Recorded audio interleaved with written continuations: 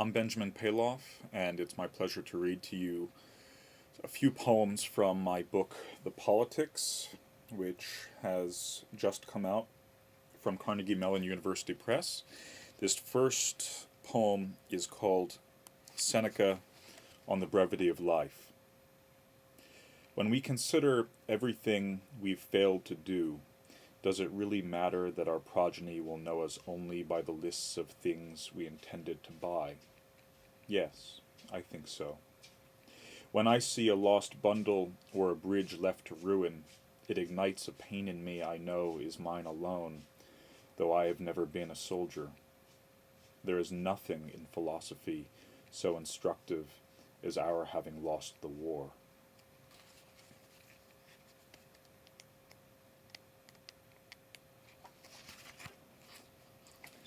This poem is called For My Mafia Uncles. Forget risk. Surely there are brighter questions than how much my story looks like a story, or how much my love resembles loves you have known, the shrapnel of any good time. As I shift my fashion from magazine to chamber, you cannot but admire the bright garment of my innocence. There has never been an event worth telling that was not an allegory for who we really are. Forever out of our precincts, we visit the stations together for questioning, like husbands and wives, related, if not by blood, then at least by the privilege of our everlasting secrecy.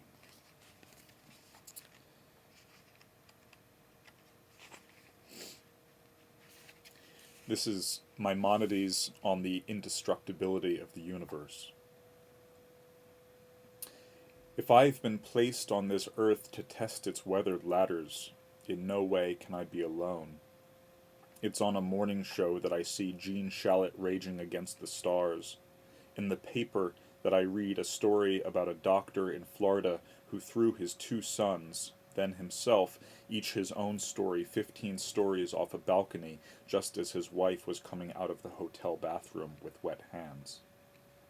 In the painting I notice that the angel who restrains Caravaggio's Abraham bears the likeness of Isaac, the seed of Abraham, so that it is Abraham arriving in the nick of time to stop himself from destroying himself, which is why the blade is almost transparent, the ram waiting patiently to close the circuit.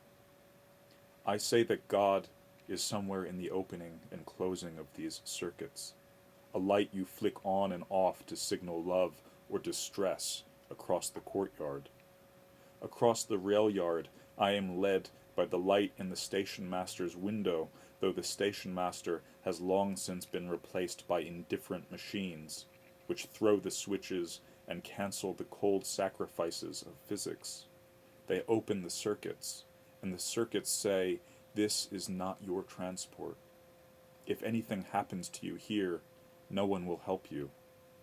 No matter what happens, refuse to take the stage in the theater they've made of your temple."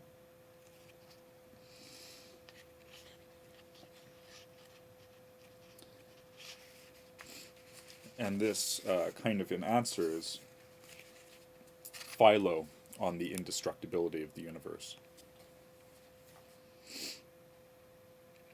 All these computers sure take the fun out of rocketing through space. Every point in the universe a kind of eye observing Earth, though it's the steel and glass eyes dotting the Earth that we call observatories. But that was like 2 lives ago, and even then we thought we lived in the best of all possible worlds and prayed to angels to save us from the angels under the bed or around the corner with their long blades and undemocratic values. Though all I really know for certain about my ancestors is that they felt about Babylon roughly the same way I feel about Cincinnati, the soul being a city, but not a city like this, or a city you're in, but a city in you, in which there are many bustling theaters, and some people applaud afterward to register their gratitude, and others during, as a sign of their pleasure.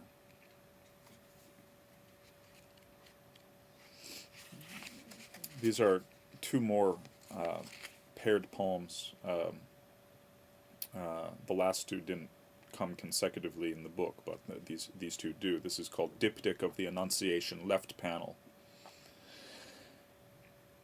I am a celebrity. People I do not know put words in my mouth, take my picture. And still I am not untouched by beauty, the hollow bones of birds and horses, hair tied back with hair. And still I am not free from worry, the terror of the special train, or that look in the eyes of men who aggressively beg each other for change. I say that I have no pockets just to shut them up, but it's not true. Deep within the folds of my being, I am carrying an urgent message. I'd pay attention if I were you. And this is Diptych of the Annunciation, right panel. I feel that I will be witness to a magnificent sleight.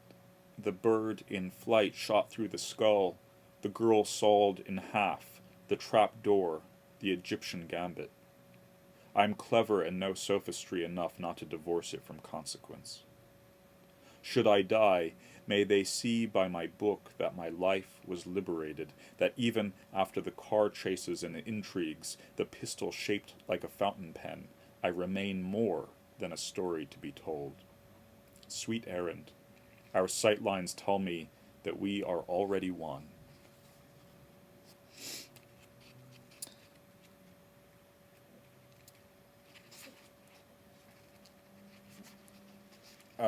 This next one is a poem called Seneca on Anger. Obviously, it's a poem. They're all poems. God, how I hate when the senators speak. When I indulge the sensorium to see what goes down, mine is an ire to strip the heavens bare. Luck has nothing to do with good. Anyone who believes otherwise should take my course on Providence and then still be sent to the Colosseum, where I will not come to the aid of visionaries in need. The sky rent, the crowds cheering the kind of scene only an asshole thinks he can imagine without enjoying. Let these suffice as the keystones of my charm. For I am the Athens that gave birth to Socrates, and I am the Athens that put him to death.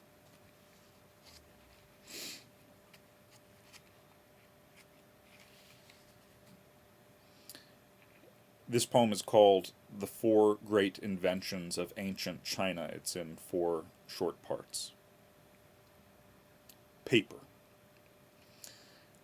We might as well be talking about ceramics. In the race to build a more perfect fire, the team with the stronger heat shield wins. I used to think our orders weren't worth the paper they're written on, but then I turned page after page across millennia, only to say I could now walk into fire as if to a wedding. Compass. Just now we were in Rome, and now we're in Zhejiang province. Without the compass, this would not be possible. Experienced woodsmen carry 2 compasses. People lost in the wilderness often come to distrust the one they love. A strong argument for polytheism. To whom do I report the driver's unattended baggage, his suspicious behavior?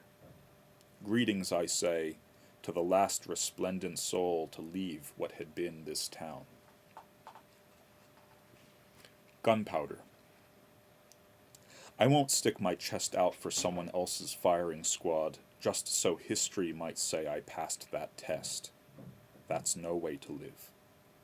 Gunpowder speaks for itself. To be alive at this party, you have to be conscious of your breath.